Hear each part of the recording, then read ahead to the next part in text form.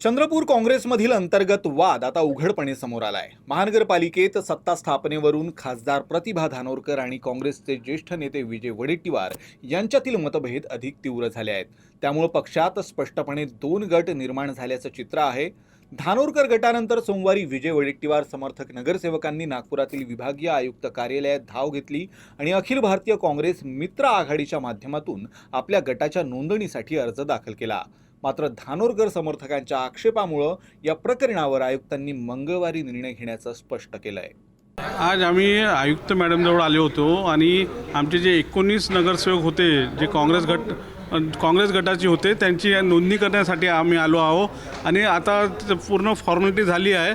आता ते काल आम्हाला आदेश देणार आहे। आम्ही सचिन कत्यालचं नाव गटनेत्यासाठी दिलं आहे आणि भारतीय राष्ट्रीय काँग्रेस व मित्र आघाडी म्हणून आम्ही आघाडीचं नाव दिलं आहे।